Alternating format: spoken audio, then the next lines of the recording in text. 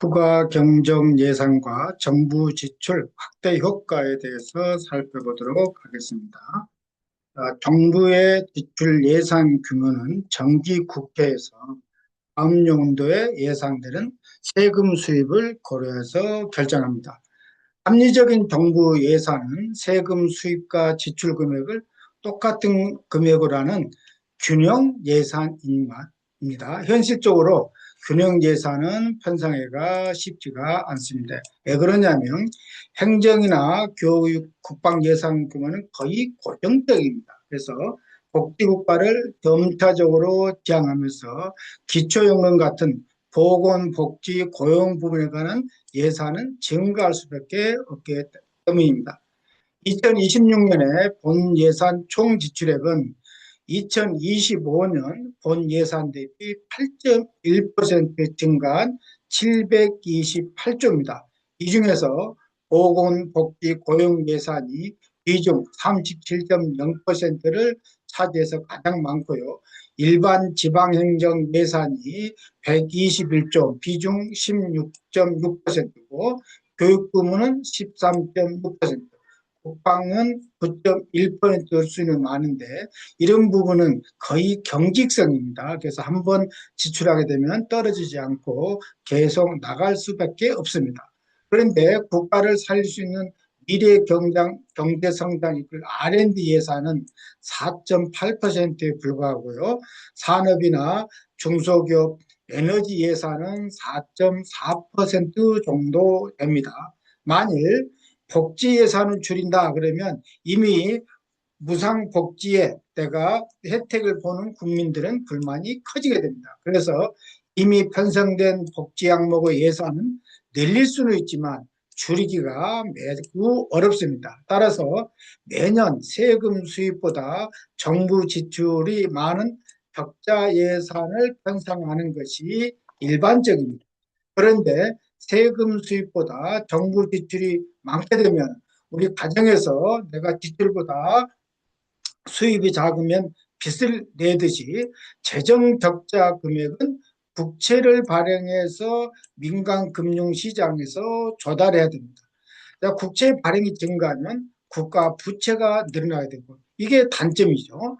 민간 금융시장에서 자금을 국가에서 이제 가져갑니다. 국채를 발행해서 민간 시장에 팔게 되니까 민간 시장에서 돌아야 될 자금이 국가에서 가져가므로 시장 금리가 상승하게 되는 것이 적자 재정의 단점입니다. 만일 시장 금리가 상승하게 되면 시장 금리가 상승하게 되면은 민간 부분의 금리 부분입니다. 그래서 민간 부분이 투자가 늘어나겠냐 늘어나겠느냐 하는 부분은 결국은 금리하고 연관이 됩니다. 그래서 여기에는 금리가 올라가게 되면 민간 부분은 투자가 줄어들게 돼서요. GDP, 국내 총생산에 나쁜 영향을 주게 됩니다. 정부에서는 왜 재정 적자를 하게 되냐면은 경기를 부양하기 위해서 정부 지출을 늘렸는데 그것이 결과적으로 시장 금리를 상승시켜서 오히려 민간 투자가 감소한 효과를 구축 효과, 영어로 크라우딩 아웃이라고 합니다. 재정 적자를 줄이기 위해서 세금을 더 많이 올려가지고 세금 수입이 지출 예산보다 많은 흑자 예산을 편성할 수도 있습니다. 그러면 흑자 예산을 편성한다는 것은 국민 총소득에서 세금을 공제한 가처분 소득이 줄어들게 되니까 가게가 사용할 소비가 줄어들게 됩니다. 소비가 줄어들게 된다는 것은 경제에 나쁜 영향을 주게 됩니다. 소비는 어디에 영향을 받느냐? 소득의 증감에 영향을 받게 됩니다. 소득이 늘어나면 소비가 늘어나고요. 소득이 감소하면 소비가 줄어들게 됩니다. 또한 국가가 세금을 많이 거두어서 국가가 예산을 집행하는 것하고요. 민간이 경쟁시장에서 지출을 합리적으로 결정하는 것이 어느 쪽이 효율적이냐? 민간이 지출을 합리적으로 결정하는 것이 효율성이 더 높습니다. 이는 효용, 만족도가 가장 극대화되도록 시장에서 균형 가격과 균형 거래량을 결제하기 때문입니다. 자, 추가 경정 예산은 왜 추가 경정 예산을 하게 되냐면 경제 상황이 매우 나빠져서 자, 전년도 정기 국회에서 결정한 뒷줄 예산으로는 부족해서 자, 경기를 부양하기 위해서 정부 지출을 추가로 편성하는 것이 추가 경정 예산입니다. 2020년 이후에 추가 편성 사례를 보면요. 2020년에 팬데믹 때 4차례에 걸쳐서 66조를 냈고요. 2021년에 소상공인 코로나 대책으로 2차례 49조를 했고요.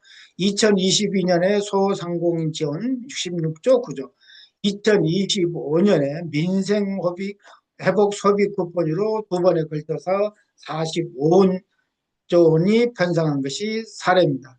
금년도 2월 28일에 발생한 미국과 이란의 전쟁 여파로 석유류 가격이 급등했고요. 원유 수입량이 부족해서 경제 전반에 나프타가 부족하는 등 경제 전반에 아주 암울한 기운이 덮치고 있기 때문에 상대적으로 공경에 처한 국민들을 기원으로 대상으로 한 추경 편성은 불가피할 수밖에 없다고 생각이 됩니다. 정부 지출을 왜 늘리느냐 그것을 총수요 측면에서 분석하면 GDP를 구성하는 다음 네 가지 항목의 수식이 있습니다. 이게 GDP를 구성하는 항목의 수식인데요. GDP는 자, C 가계 소비입니다. I 기업 투자, G 정부 지출, NX 순수출인데요. NX는 net export라고 해가지고요. 수출에서 수입을 빼는 겁니다. 이 네 가지 항목이 증가하면 이게 플러스이기 때문에 GDP가 올라가게 됩니다. 경기가 나빠져가지고 가계 소비라든지 기업 투자라든지 또 세계 경기가 나빠져서 순수출이 감소하게 되면 GDP가 성장하지 않게 됩니다. 그러면 결과론적으로는 정부 지출을 늘려서 GDP를 증가시키는 재정 정책이 필요할 수밖에 없습니다. 미국과 이란의 전쟁으로 경제 상황이 어려워지면 가계 소비와 기업 투자가 줄어들게 되고요. 순수출도 글로벌의 공급망, 글로벌 서플라이 체인이 붕괴되면서 원자재 확보난이 가중되면은 지금 초호황기를 누리고 있죠. 반도체가요. 그런 반도체를 포함한 우리나라 주력 제품의 수출에도 나쁜 영향을 줄 수밖에 없습니다. 그래서 추경 편성을 통해서 정부 지출을 늘림으로써 국내 총생산을 성장시키고자 하는 것이 정부의 정책이고요. 이번 4월달 추경으로 해서 경제 성장률이 0.2% 성장할 수 있다는 것이 분석입니다. 정부 지출이 GDP에 미치는 효과는 지출 금액보다 GDP가 훨씬 더 많이 증가합니다. 그러니까 정부에서 이번에 추경 편성한 금액보다 GDP가 훨씬 더 많이 늘어나는데 그걸 바로 승수 효과라고 합니다. 승수 효과는 왜 생기냐 그러면 내가 지출한 것은 남의 소득으로 잡히기 때문에 그렇게 발생하게 되고요. 승수 효과는 한계 소비 성향에 달려 있습니다. 한계 소비 성향이 뭐냐면 내가 소득이 생겼을 때 지출을 얼마나 늘리느냐 하는 것이 한계 소비 성향입니다. 그래서 소득 증가분 중에서 추가로 소비되는 부분이 한계 소비 성향이고요. 한계 소비 성향이 클수록 정부 지출의 승수 효과는 커집니다. 금년 추경 예산에서 고유가 피해지원금과 민생안정지원금을 현금이 아니고 지역화폐로 지급하기 때문에 지역화폐는 반드시 쓸 수밖에 없습니다. 그래서 현금 지급에 비해서는 지역화폐로 지급한 것이 승수효과가 더 크게 될 겁니다. 자, 정부 지출이 늘어난 것은 필연적으로 나타난 것이 국가 부채 증가를 가져올 수밖에 없습니다. 우리나라 GDP 대비 국가 부채 비율은 2025년에 49%고요. 2026년은 51%로 전망이 돼서 처음으로 50%가 넘을 것으로 보입니다.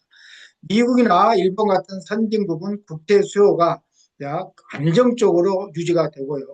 국가 부채 비율이 높아도 큰 충격 없이 관리가 가능합니다. 그렇지만 우리나라처럼 비기축통화국 국채 수요가 상대적으로 제한적입니다.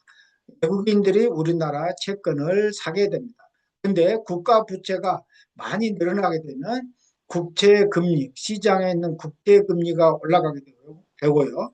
우리나라의 대외 신인도가 떨어지게 됩니다. 그러면 우리나라의 국제에 투자했던 외국인 자금이 이탈하게 되는 그런 리스크가 크게 작용하기 때문에 국가 부채 비율이 급격히 상승하지 않도록 추경을 편성하더라도 관리를 해야 됩니다. 자, 국세 수입이 2022년에 395조에서요. 2024년 336조로 줄었습니다. 그렇지만 2025년에는요. 373조로 늘어났고요. 2026년은 415조 원 플러스 알파로 늘어날 전망입니다. 그래서 올해 예산안 대비 세수 증가 금액을 보게 되면 반도체 포항의 영향으로 법인세가 14.8조, 증권 시장이 굉장히 하락이죠. 그래서 증권 거래소가 5조 원, 자, 소득세가 4조 원, 농어촌 특별세가 5조 원 같이 해서 토탈을 치면은 연간으로 계획했던 것보다 35조 원을 넘을 전망입니다. 2026년에 세금 수입이 증가해서 이번 추경 편성으로 인해서 국가 부채가 늘어나지는 않습니다. 그렇지만 원칙적으로 초과 세금이 들어오면 국가 채무를 상환하는 것이 맞는데 추경 편성으로 인해서 예산을 추가로 집행하니까 추경은 어쩔 수 없지만 학대 예산이 이렇게 낭비되지 않고 효율적으로 집행되도록 하는 것이 바람직하다고 하겠습니다. 그래서 오늘은 전체적으로 최근에 추가 경정 예산을 편성했는데 그에 관련된 정부 지출 확대 효과를 설명했습니다. 감사합니다.